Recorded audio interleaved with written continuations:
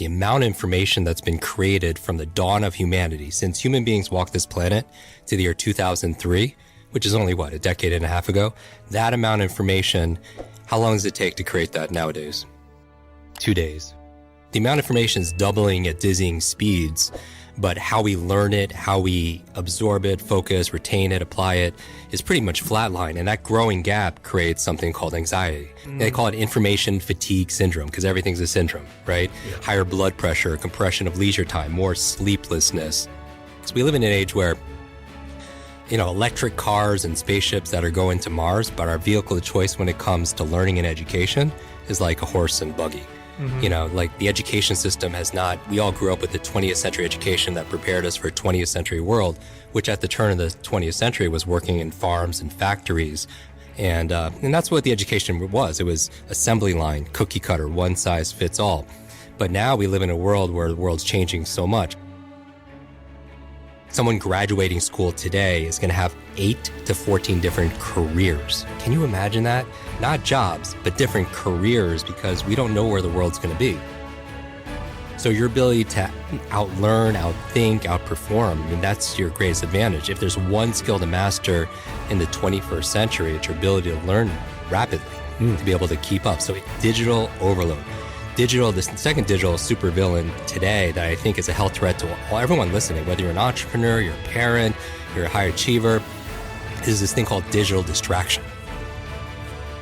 Think about all the social media alerts, the app updates. Our minds are being fried because we're getting these dopamine fixes all the time. Do you know how often the average person opens up Instagram? It's now 150 times. And then if you guys are opening up less, that means somebody's opening up a whole lot more. But that's by design, right? Because every like, share, comment, you get this dopamine flood, and it drives our habits and our addiction, if you will. And we talk a lot about routines, and now we're going to talk about how to jumpstart your brain, morning routine, evening routines, because really the success that everyone is desiring, it's hidden in our daily habits. Right? First, you create your habits, and then your habits create you. But one of the things that a bad habit, the most successful people, they have their to-do list, and we all have our to-do list. But I've also noticed that some of the highest achievers, they have a not to-do list. You know what I mean? They have a list of non-negotiable things they will not indulge in because, we've all read the book Good to Great. You say no to good so you can say yes to great, right? And a lot of times when you get more and more successful, you suffer from this opportunity stress. Right? You get more and more offers, more and more opportunity, and you can't say yes to everything. And that's a big challenge because then you have so many windows open on your computer. And even if they're minimized, they still take up energy and they still take up space and memory. And you wonder why you're fatigued all the time. You wonder why you don't have the mental energy to do the things that you need to be able to do.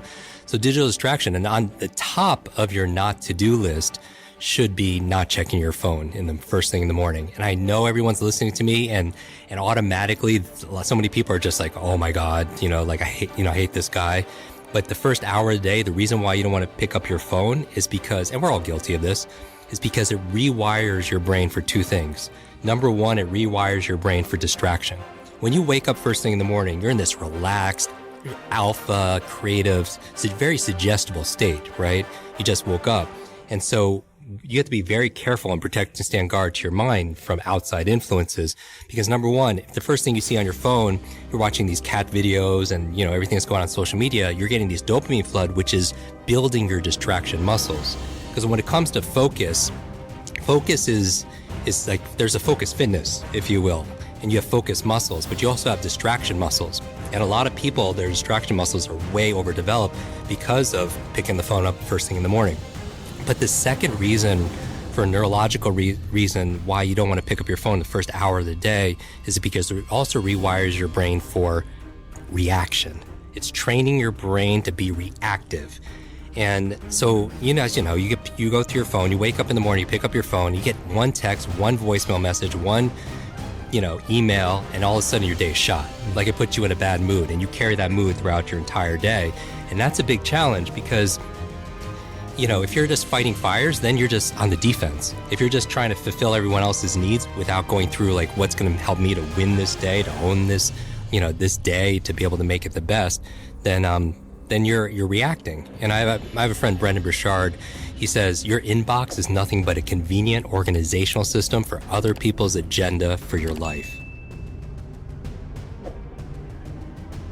So you're training your brain to react, and you can never have an incredible day if you're just reacting to things, right? So for me, I wake up in the morning and I just start journaling, and I write down 3 things I want to accomplish personally that day and 3 things I want to accomplish professionally.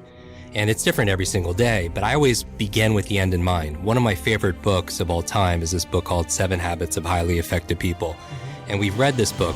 Some people are like, I have that book and it's sitting on my shelf. And it becomes shelf help, not self-help, right? Because nobody's actually like reading that book. Because so many people buy books, and I like to encourage people to read at least 1 book a week, because the average person reads about 2, maybe 3 books a year. But what I love about reading, number 1, is the best exercise, for your mind. And, it's like reading is to your mind what exercise is to your body. It's an incredible workout. And but most people, they don't take the time to read. But the other reason I like to read is if somebody has decades of experience in leadership, negotiation, entrepreneurship, fitness, and they put it into a book, and you could sit down in a couple of days and read that book, you could download decades of experience into days. And that's a huge advantage, right? Because leaders are readers. When I'm writing what I need to accomplish, I'm writing put first things first. Put first things first. Meaning I believe that the most important thing is to keep the most important thing the most important thing. The most important thing is to keep the most important thing the most important thing. Because a lot of people have a fear of failure or fear of success. My fear has always been, I don't want to succeed at things that don't matter. It wasn't so much about failing, it's about getting really good at something that didn't make a difference. And Stephen Covey talks about it like you're really good at climbing the ladder of success only to get to the top and realize that it's leaning on the wrong wall. And so if you begin with the end in mind, so I'm thinking about, my friend Clay Bear has this phrase about champagne moments. In sports, it's very clear when you're popping that champagne, what has to happen, your criteria. And for me, I think about if I'm coming back, at night and somebody asked me how my day was, and I was like, I crushed it today. What had to happen, working backwards in order for that to happen. And I think about 3 things professionally, 3 things personally. And so I write that down first thing in the morning, and then I don't check my phone until I get one of those checks done. Just at least one thing, and then I get some positive momentum, for example.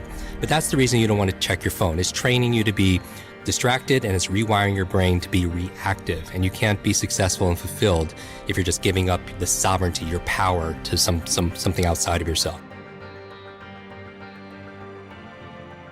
The third digital, supervillain, if you will, when we're talking about, digital challenges is, so you have digital overload, digital distraction, is digital dementia.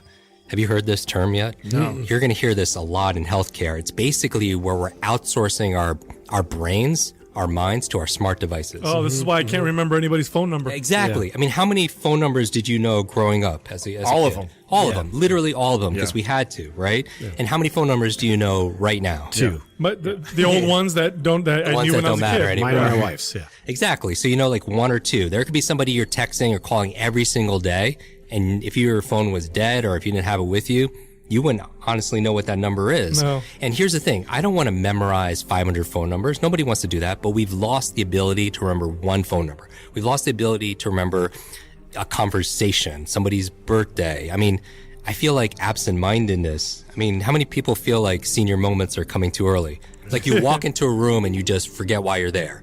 Or you open up the refrigerator. You go to the store to buy one thing and you come back with 2 bags full of things, except for that one thing you went to, get there. Or you can't remember if you're in the shower, you can't remember if you shampooed your hair.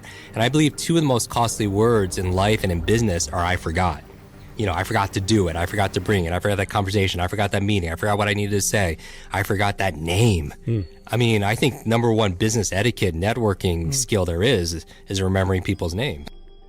We don't realize how much time we're spending on these devices, right? When you go and you actually look at the numbers, when you look at your phone and you look at somebody spending 24 hours a week, on social media or whatever it is. I mean, people always say, oh, I have no time to read or I have no time to work out. It has nothing to do with time management. It's all priority management.